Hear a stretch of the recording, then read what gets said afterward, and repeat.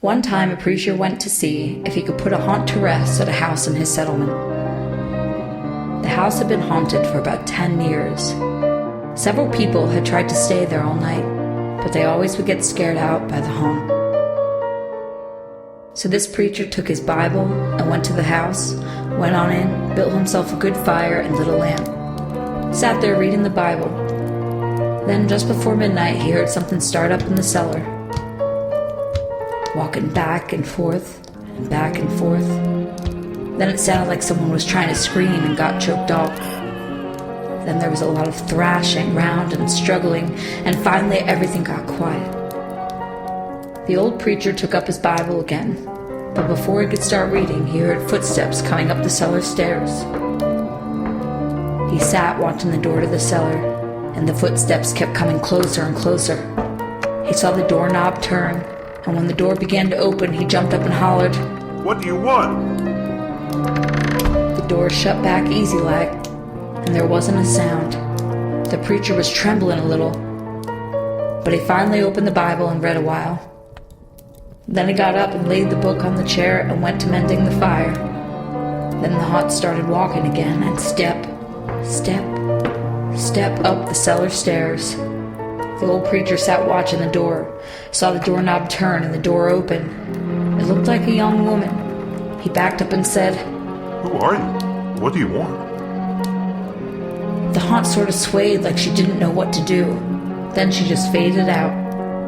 The old preacher waited and waited. And when he didn't hear any more noises, he went over and shut the door.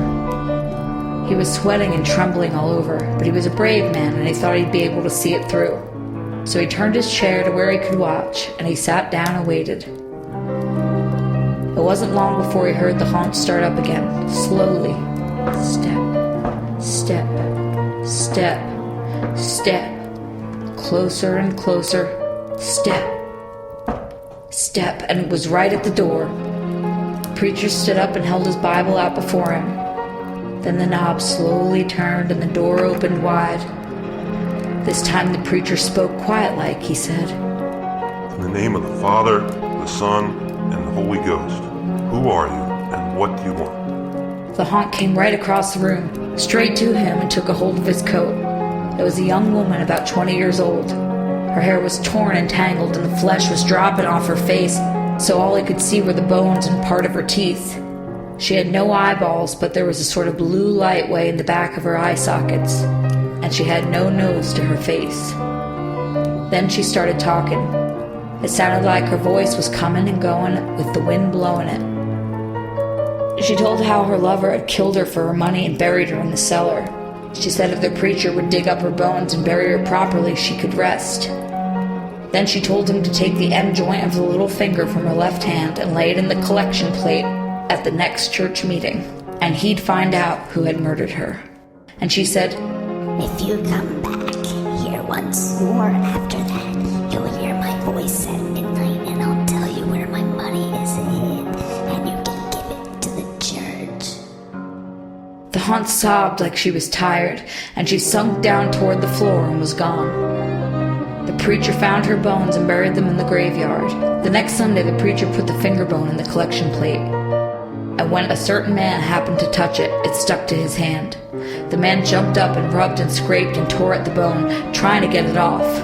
Then he went to screaming like he was going crazy. Well, he confessed to the murder, and they took him off to jail. After the man was hung, the preacher went back to the house one midnight, and the haunt's voice told him to dig under the hearth rock. He did, and he found a big sack of money.